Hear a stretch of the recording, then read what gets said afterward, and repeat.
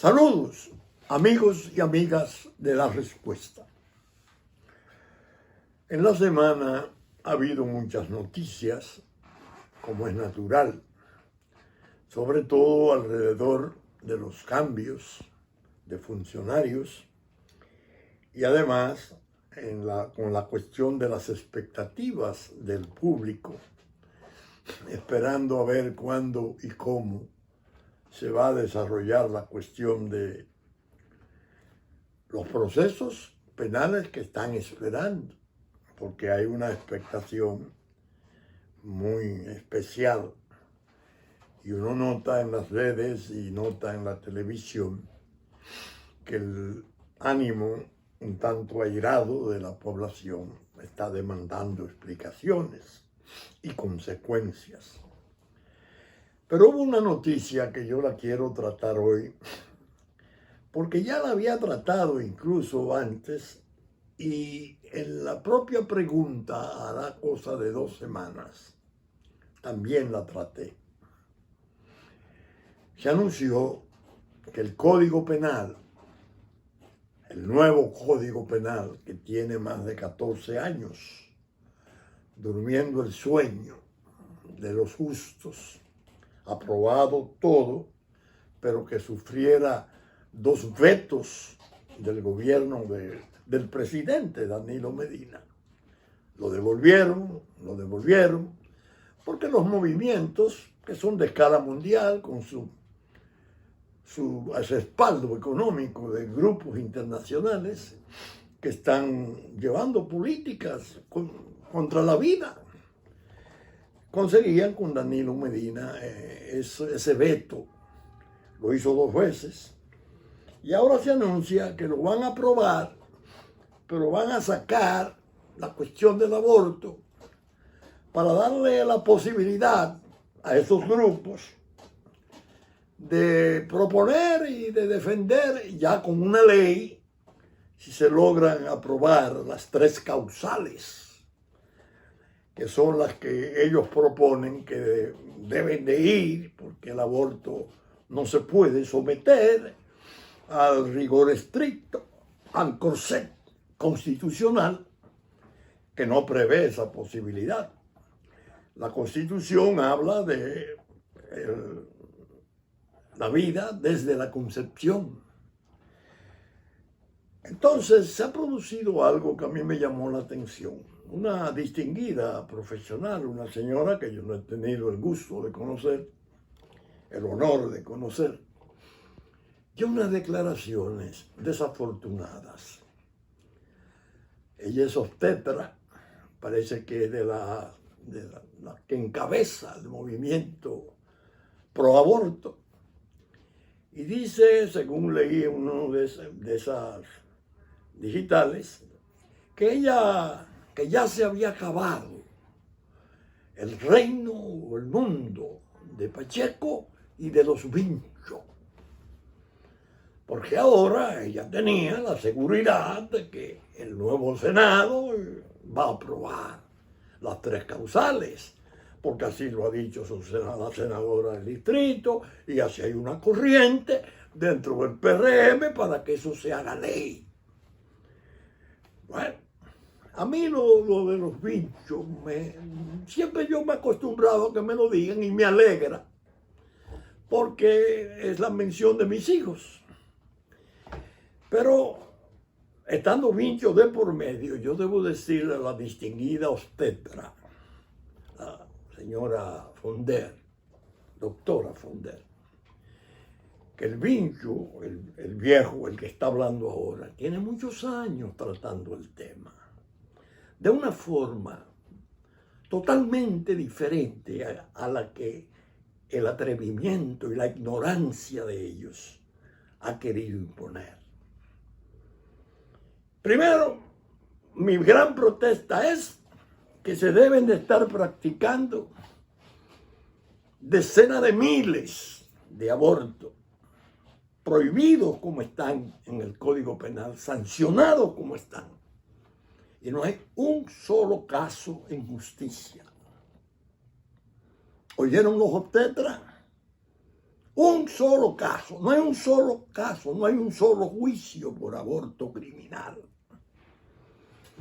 Segundo, yo he sostenido, porque me dediqué a estudiar desde muy joven el derecho en profundidad. No soy un abogado hecho así a la cañona. He profundizado en los estudios de las cosas y he hablado de las normas suprajurídicas de la fuerza mayor y del estado de necesidad, que lo trata primorosamente un maestro de maestro, dueño de la historia del derecho penal moderno, don Luis Jiménez de Azúa. Y sostenido siempre que esas causales que se quieren proponer, sobre todo la de la violación, no hay necesidad de hacerlo.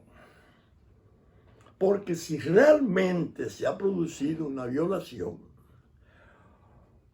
la idea es que la mujer o la familia de la mujer que la invoque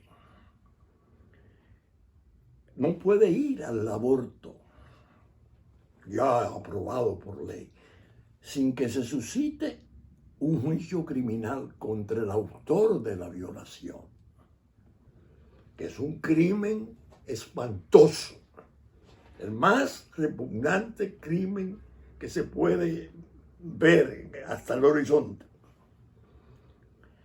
Entonces, ellas pretenden que una mujer alegue violación. Ah, sí, bueno, sáquese el muchacho, usted fue violada. Y el autor de eso fue sometido a proceso. Se le impusieron 10 años, 15 años, ¿no? Ocurre que se le presume inocente hasta que no intervenga la condenación. Y el problema reside en que, por desgracia, el proceso judicial contra el autor del crimen es mucho más largo que el embarazo. Yo he sostenido, el Estado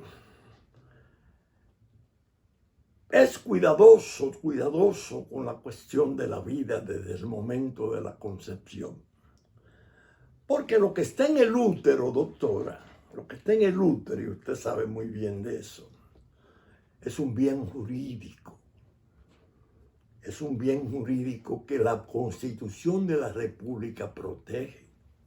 Hay una diferencia clara entre el útero y el colon y el intestino delgado. Lo que hay en esto, usted lo suelta cuando quiera. Si toca lo otro, entra en conflicto con su estado. Entonces, yo quería hacer esa aclaración y decirle a la doctora Ponder que no es bueno que ella sea tan intolerante y tan ríspida, porque nosotros tengamos una opinión diferente a la de ellos. Que no se anime tanto con eso que ella dio ya por seguro, de que ese Congreso nuevo va a aprobarla porque el PRM lo tiene en su programa, diríamos. Fue lo que quiso dar a entender. Yo creo que para el presidente Abinader y su partido, asumir esa aventura, sobre todo que es una ley que se va a chocar con la Constitución. Es una ley decididamente inconstitucional, porque la Constitución no prevé las causales. Es una protección absoluta, rotunda a la vida, desde la concepción. Van a aprobarla. Bueno, ¿y qué? Es inconstitucional. De manera que esa intolerancia, se acabó el reino. Nosotros no hemos tenido reino en nuestras posiciones. Quienes sí tuvieron un reino fueron ellos, con apoyo extranjero, que a un presidente de la República lo pusieron a afectar 2 veces, incluso en cierta medida fallarle a las iglesias cristianas, porque parece que había hecho compromiso con ella de que iba a respetar la política de vida. Esto sí es un reino, y el que ella está anunciando ahora es otro reino, en un Congreso que ella, con una indiscreción inexplicable, dice que eso está arreglado, que eso viene. ¿Y qué que venga? Hay que modificar la Constitución. Si el presidente Abinader cree que es prudente, que sobre todas las crisis inmensas que él tiene por delante, puede convenirle abrir ese frente a la posición de las iglesias cristianas y de los que somos cristianos, pero que apelamos no solamente al criterio religioso de la vida, ¿no? También jurídicamente decimos, la Constitución de la República no lo permite. Así que yo quería hacer esa aclaración porque eso de veto, de reino, ¿qué reino? Reino tenían ustedes, repito. Y parece que están organizando otro ahora para burlar la Constitución de la República. Violarla, que es un delito, es un crimen que puede tener consecuencias independientemente del carácter inconstitucional de la ley. Ahora bien, atiendan esto. Paso a otro tema. También tratado en una pregunta de hace 3 semanas. El código fue elaborado por una comisión de abogados importantes del país que encabezaba el desaparecido doctor D'Artagnan Pérez, colega distinguidísimo de alta preparación. Y entre los 5 que había estaba un hijo mío, uno de los Vinchos, Juárez. Yo no quise nunca, cuando comencé a hacerle mis críticas al Código Procesal Penal, hablando de los problemas que podría traer ese estatuto de ultragarantías, de cómo el crimen iba a estar recibiendo como un mensaje y un estímulo esas ultragarantías. Incluso citaba a don Luis Jiménez de Azúa, siempre me complace hacerlo. Es como cuando se cita al venerable don Constancio Bernardo del Quirós y esos grandes padres de criminología y derecho penal. Don Luis Jiménez, en su Tratado General de Derecho Penal, dice, hablando de las infracciones, cuando se va a redactar una ley de procedimiento de derecho penal, dice, la técnica jurídica sirve para los mejores diseños. No son necesariamente todas las palabras de él. Puede hacer el diseño más formidable de un artículo, pero habrá que aguardar la respuesta de la vida. Es decir, ese código es para la sociedad.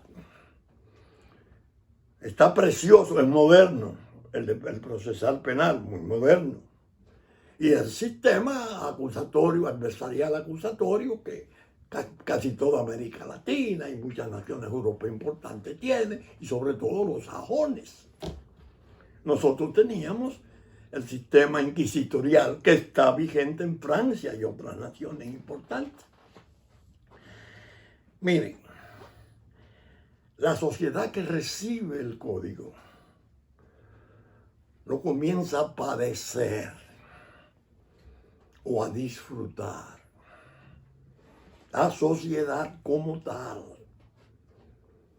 Si el crimen recibe el ultraestímulo de que puede entrar por una puerta giratoria, entrar y salir, porque son tantas las garantías que podrá hacer sus abogados, filigranas de tecnicismos y de artilugios para mantenerlo propiamente lejos del alcance de la ley. Y sobre todo, en el caso de la droga, que no hay víctimas. Y digo, perdón, Dios me perdone, que es donde más víctimas hay, pero no hay acusador privado. No tiene acusador privado. La sociedad comienza a resentirse porque el crimen va tomando poder. Luce arrogante, inalcanzable, poderoso. La víctima, en los casos que no son drogas, muy atolondrada. Ya la acción privada que él puede ejercer, que está ahí, ni se atreve a ejercerla. Así vamos. Llega un momento, pasan 15 años, 16 años, 17 años y ya se nota que la población entiende que las ultragarantías del procesal penal hay que modificarlas. Hay que restringirlas, hay que condicionarlas, hay que tocar una serie de aspectos para satisfacer la sociedad que está muy conmovida con la impunidad casi manifiesta que están recibiendo los grandes criminales y los medianos y pequeños criminales, porque la cuestión judicial ha dejado de tener el papel de la persuasión del peligro que hay en la violación de la ley penal frente a la sociedad, que tiene organizado su castigo para quien viole.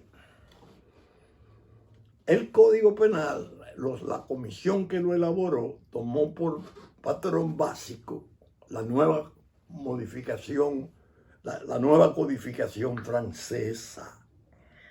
Oiga, Francia hizo una joya en el Código Penal. Como siempre, Francia a la cabeza en la didáctica y en la doctrina penal y en la doctrina jurídica en general. Francia, desde el año 1981, comenzó a modificar su código penal que venía de los tiempos de Napoleón.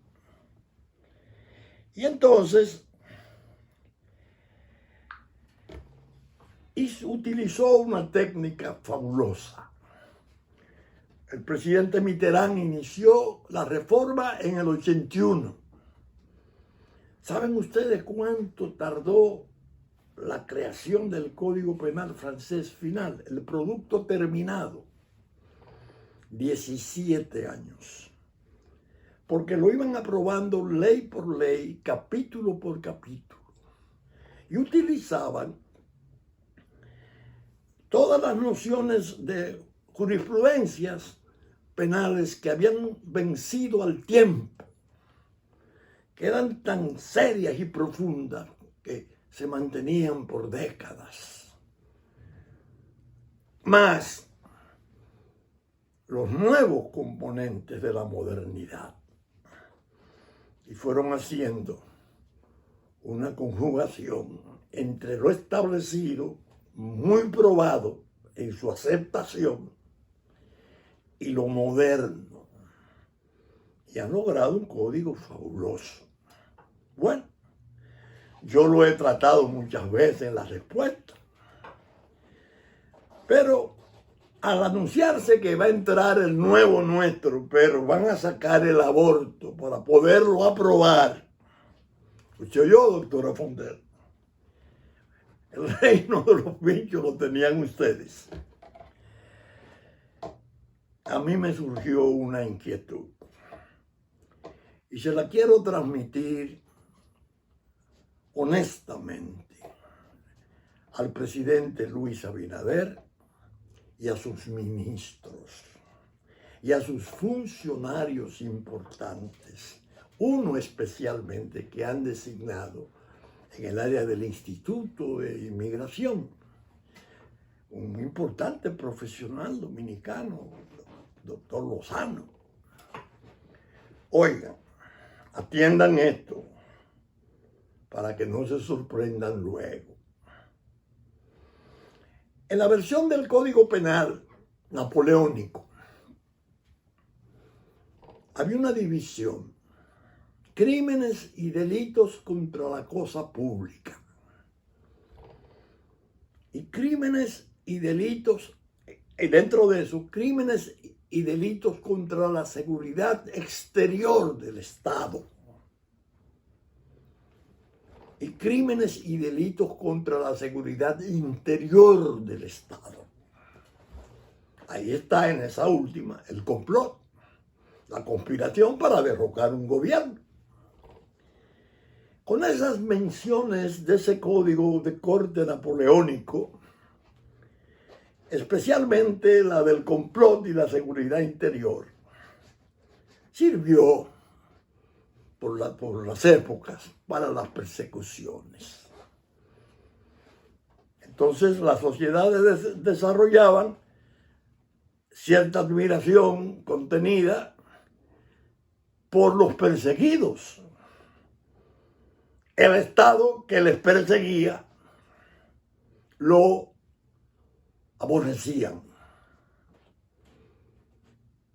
Esa fue una norma, un precepto penal, que su uso, montado en el corcel del abuso, desagradó a la sociedad. La sociedad, temiéndole al poder, sabiendo lo abusivo que resulta, persiguiendo a los disidentes, a los idealistas. Ese es un código de fusilamiento, un artículo, un patíbulo. Asimismo, a los crímenes y delitos contra la seguridad exterior también se le vio como una especie de daga del Estado. Fueron normas esas que no gozaron de una aceptación de la nación, porque su uso a través de siglos había sido tortuoso para perseguir enemigos políticos y esas cosas. Francia, la sabiduría de Francia, cambió los términos de esas infracciones y creó algo que por fortuna el nuevo código nuestro la asumió. Ahí viene la advertencia al doctor Lozano, al presidente Abinader y a todos los funcionarios de su gobierno, para que no se pierdan. Van a tener una legislación penal diferente. Oigan esto solamente. Título tercero del nuevo código que viene a entrar en vigencia. Atentados a los intereses fundamentales de la nación. No es crímenes y delitos contra la seguridad exterior, contra la seguridad interior, no. Intereses fundamentales de la nación. Artículo 430-1. Se entienden como intereses fundamentales de la nación en cuanto respecta al título, los aspectos relativos a su existencia, seguridad e independencia, a la integridad de su territorio, a la salvaguarda de la ley fundamental que organiza la forma de gobierno y sus instituciones, la Constitución, los medios de defensa y a la protección de la población dentro y fuera de la República, a su diplomacia, a la conservación del equilibrio del entorno físico y a los elementos consustanciales de sus recursos naturales, económicos, científicos y al patrimonio histórico cultural. Es decir, voy a tratar de ponerlo en términos más coloquiales que puedan ustedes entenderlo. Vamos a poner una especie. La Corte Interamericana de Derechos Humanos celebró una sesión espectacular en Ciudad de México. Presentaron un caso en el momento en que estaban haciendo un trabajo terrible para la degradación y el descrédito de la República Dominicana, considerando que este era el apartheid del Caribe. lo que estuvo en Sudáfrica y que el glorioso Mandela logró derrotar con su valor moral. Llevaron a un sujeto, Guiné, apellido Ferreras, tenía cédula dominicana y todo. Vino a votar 5 veces, era haitiano. Entonces alegaban que él había sido deportado a Haití por su color, no por ser haitiano, porque él era dominicano. Y habló de que tenía su familia en el sur, por Pedernales. La Junta Central Electoral hizo un esfuerzo importante y el Estado se hizo representar. Fue una farsa total, fue una mentira detestable, un montaje. El tipo era haitiano, el nombre era falso, una cédula, apellido Ferreira, era un tal Guiné. Cuando se hizo la consulta aquí con los supuestos hermanos que tenían, los hermanos le decían, no, pero ¿qué hermano nosotros? Era un haitianito que estuvo aquí, vivió aquí, y venía y se fue a Haití, venía y votaba. Y no sé cómo se hizo dominicano, son los hermanos nuestros. Creo, no lo afirmo totalmente, pero por lo que he oído, que el doctor Lozano estuvo en México en esa. Y hubo abogados importantes del país que fueron a defender esa causa contra la República. Persecución por razón del color, aún de un ilegal. Bueno, cuando este artículo entre en vigencia esta semana o la semana que viene, el que haga o participe en cosas de ese tipo se hará pasible de querellas criminales por alta traición. Porque ya no se está hablando de que es contra el Estado, es contra la nación. Y eso va a dar pie y posibilidad a la querella popular.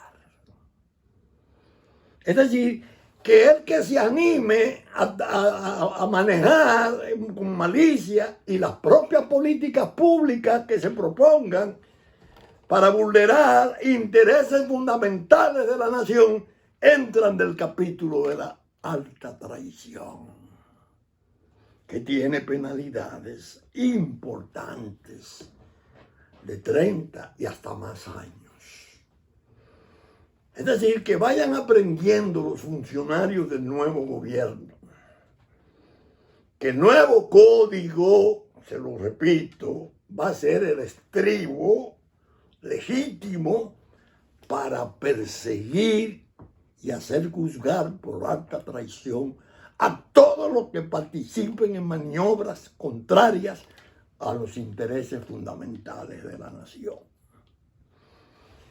Por ejemplo, en el año 16, desde el portal de la Presidencia de la República, se hacían llamados a los ilegales, a los haitianos que vinieran para acá. Vengan para acá, que aquí está mejor, aquí está mejor, aquí está mejor.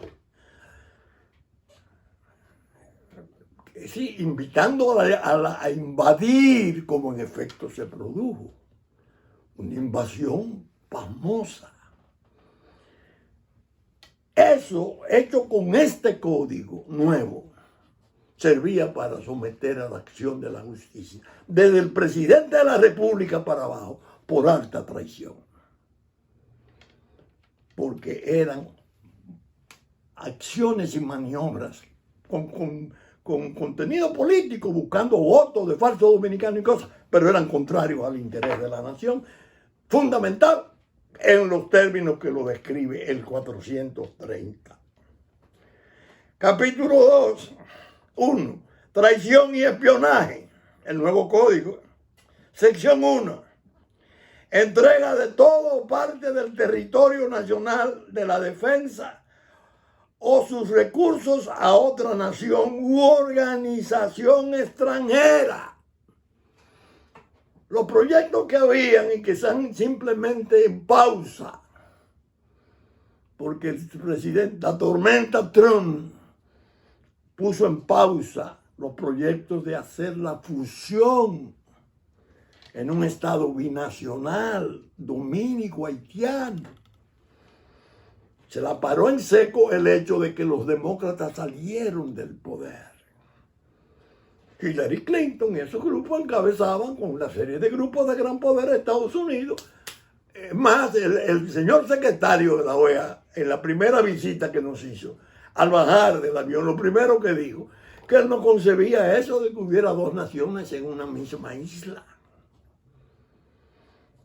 Ese hombre dice eso con este código nuevo y es pasible de acusación porque el extranjero puede participar en la alta traición. El organismo extranjero puede participar en la alta traición y sus responsables podrían ser pasibles de ser juzgados aquí. Se lo estoy diciendo porque ya he oído gente cuadrándose, hablando con desprecio de una decisión, de un trascendental que se dictara en el país. La 168 del Tribunal Constitucional.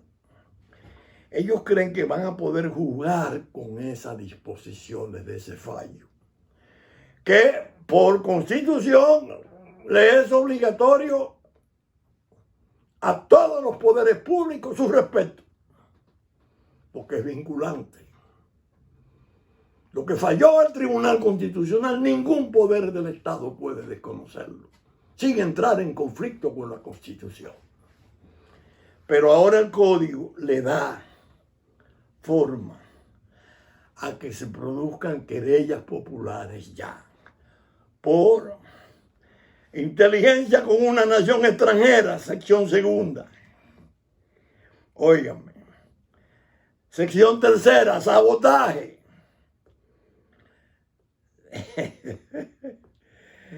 Óigame, el que lee sección segunda, movimiento insurreccional.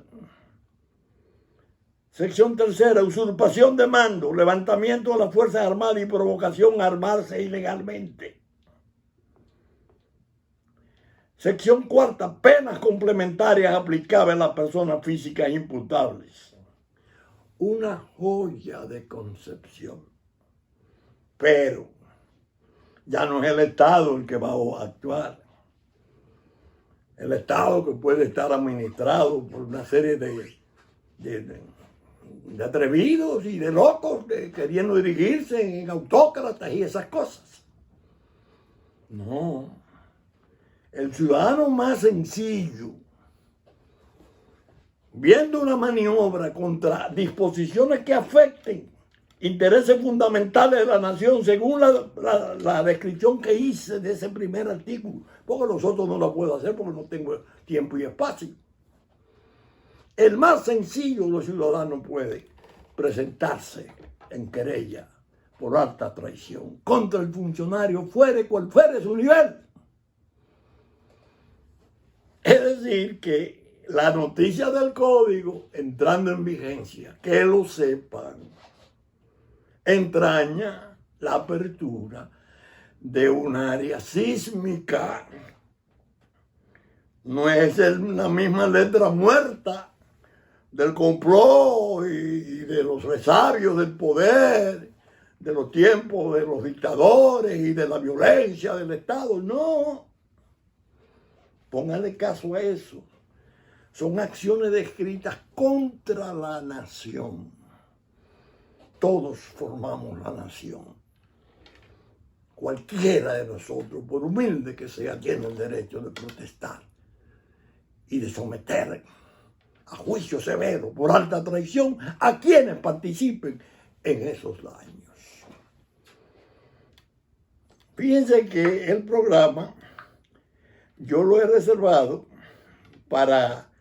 les reservé este tema pensando en que incluso la misma intolerancia de la doctora Fonder me puso a pensar en la alta traición, no porque tenga la cuestión del aborto ninguna relación, pero habló como con un sentido de propiedad del Congreso, un sentido como mi Congreso, mis senadores, que ya ustedes saben la triste recordación que tiene.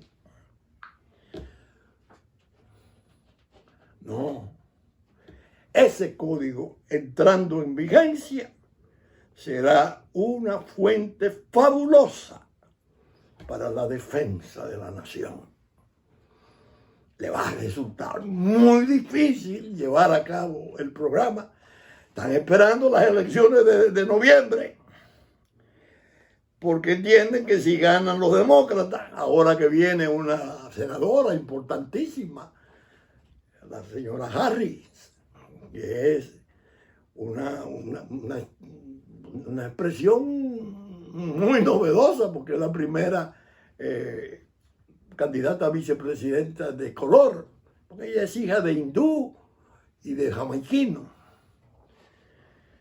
Y está Biden, y están los Obama.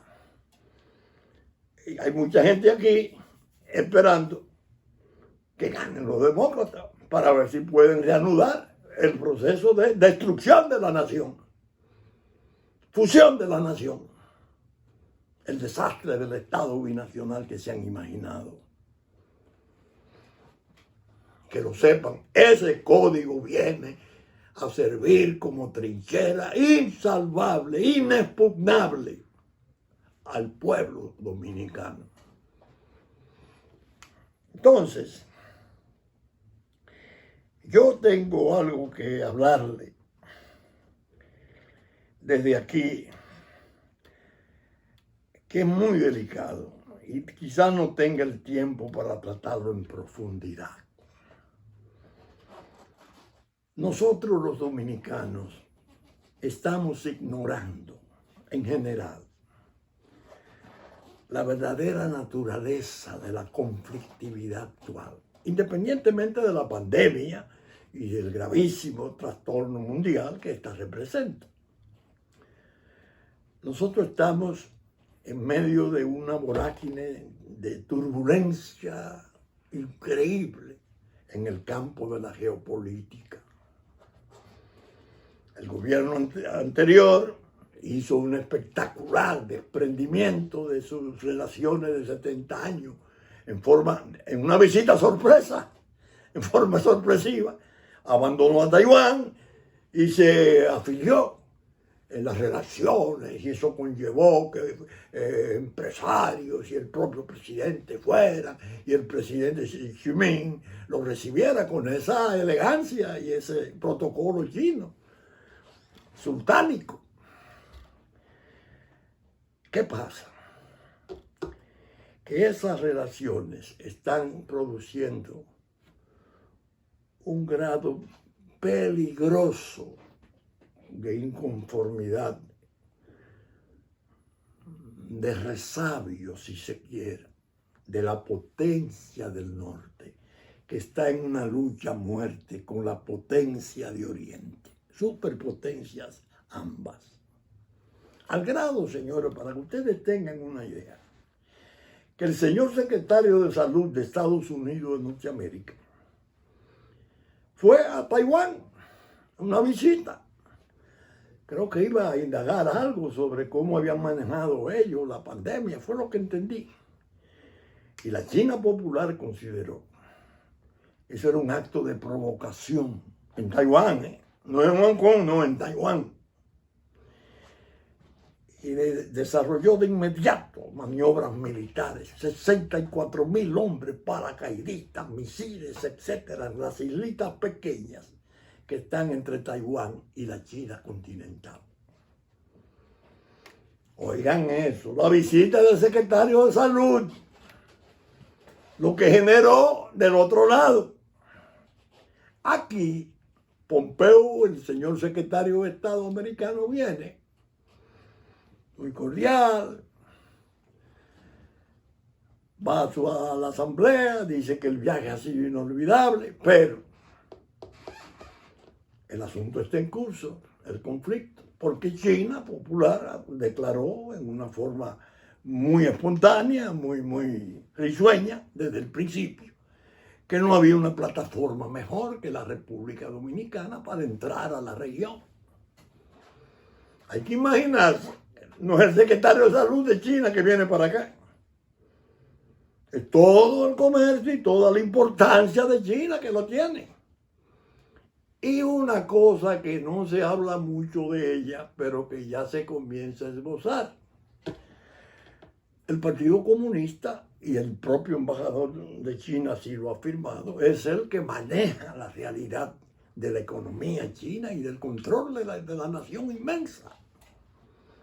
Por eso el presidente Trump muchas veces habla no de China, sino del Partido Comunista Chino. Hay una implicación ideológica a mediano plazo. Estados Unidos lo sabe y va a reaccionar. Va a reaccionar. ¿Cómo podría reaccionar Estados Unidos? Pienso que hubo unas declaraciones dadas en la Cancillería en Taiwán a raíz del rompimiento, que pueden constituir quizás la ceja más oscura para la gente que salió del poder. Odebrecht y todo ese desastre que está pendiente de ser juzgado, que se sabe que es un escándalo imperdonable y que tiene resonancia mundial, se quedarían chiquiticos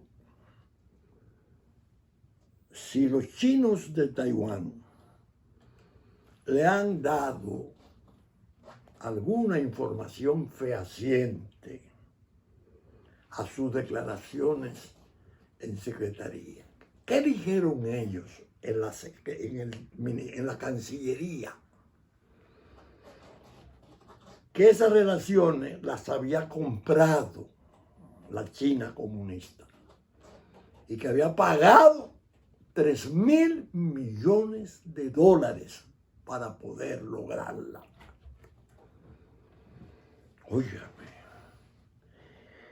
si ellos tienen una información válida, concreta, de que se pudo producir algo parecido o igual a eso, entonces surgiría la cuestión de saber cuál sería el destino de esas relaciones.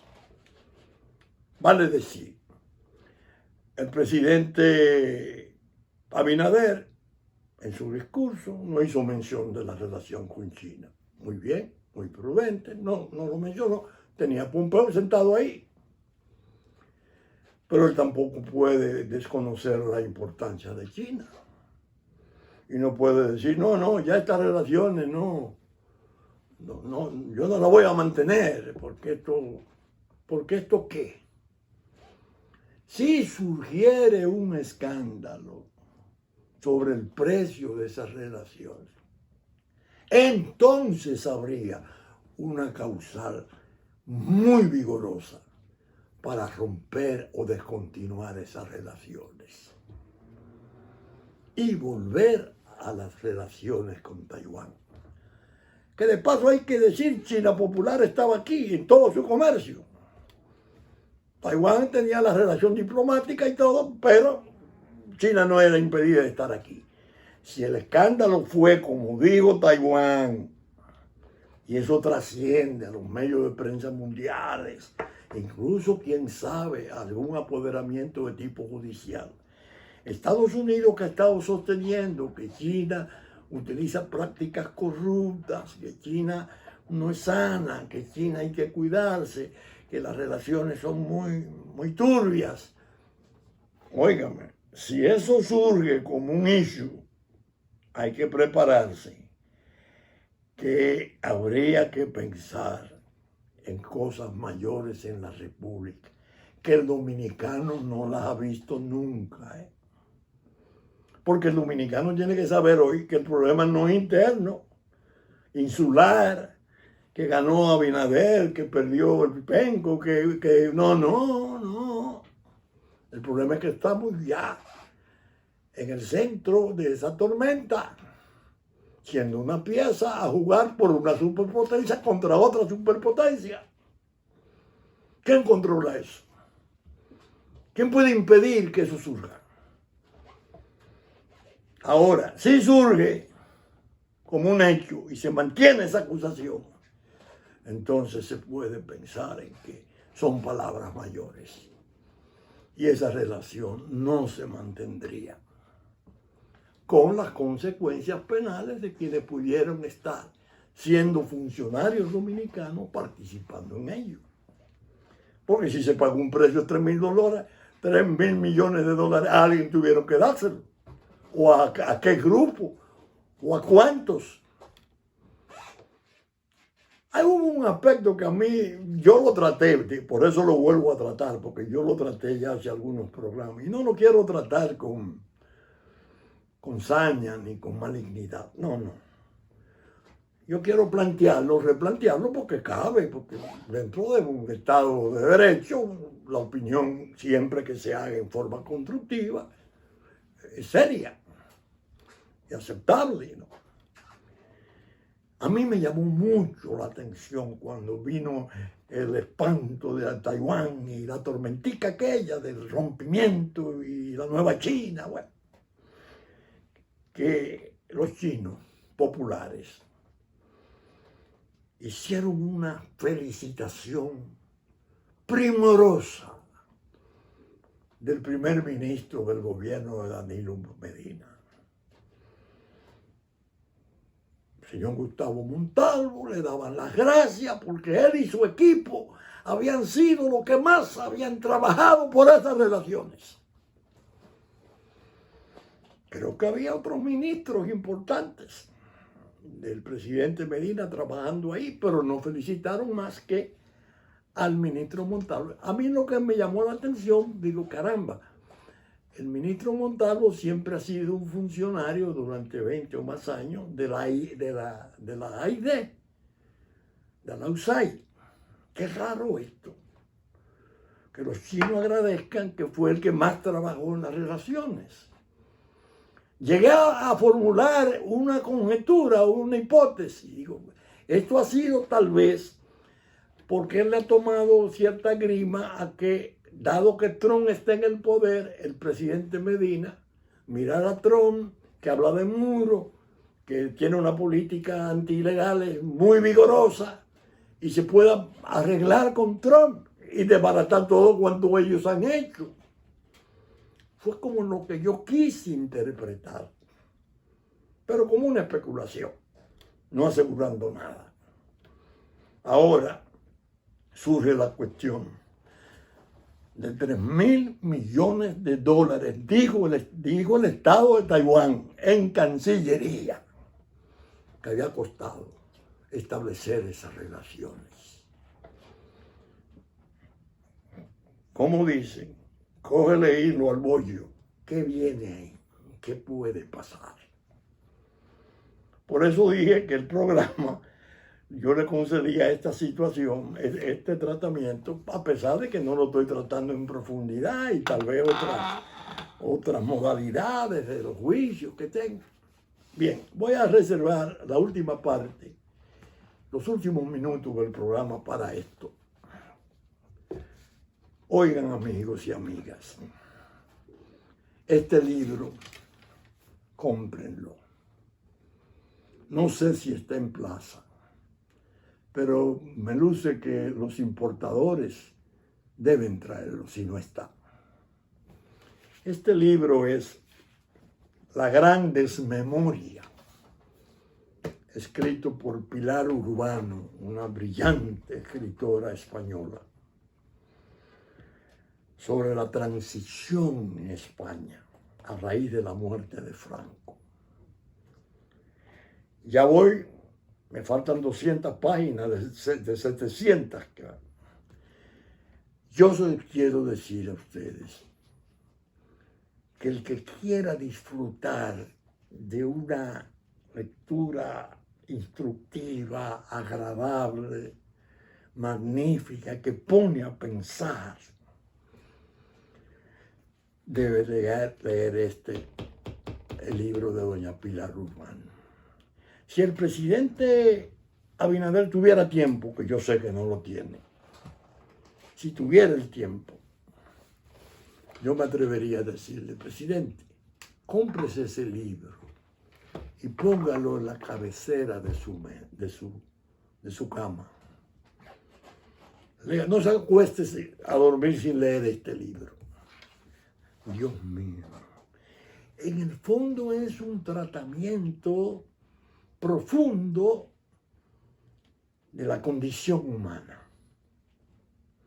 Dos personajes. El rey, Juan Carlos, que ahora sabemos que anda por uno de los Emiratos, con un escándalo inmenso que lo persigue, con una alemana que lo acusa, unos 65 millones de dólares que le regaló, supuestamente. Y Adolfo Suárez. Yo dije en el programa antepasado que yo tuve el honor, y así me lo asignó el presidente Medina, de representar al gobierno dominicano en los funerales de Adolfo Suárez. ¡Qué personaje, Dios mío! Pero a Abinader le haría mucho bien, al presidente Abinader le haría mucho bien conocer la parte relativa a ese hombre que fue tan brillante, tan necesario, tan decisivo para darle paso a esa transición dificilísima,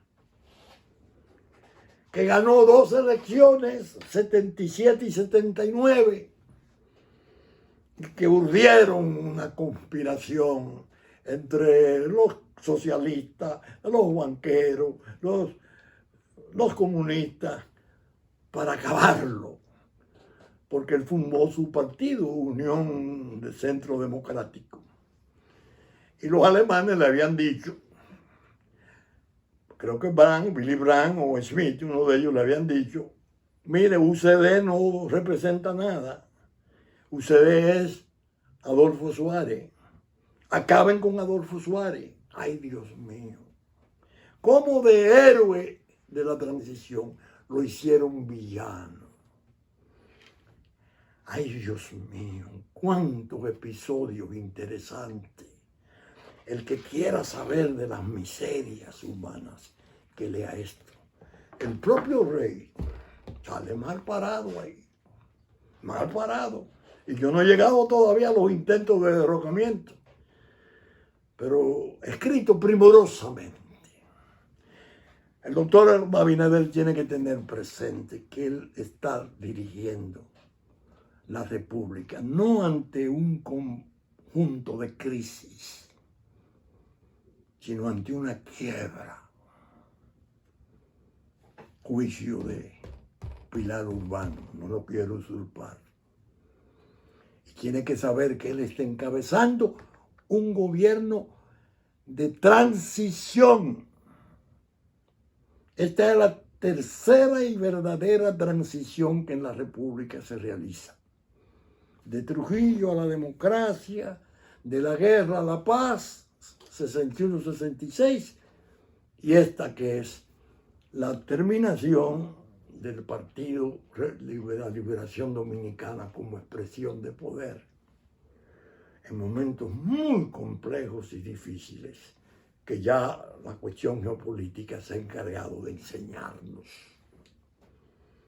Pero bien, llegamos al final del programa.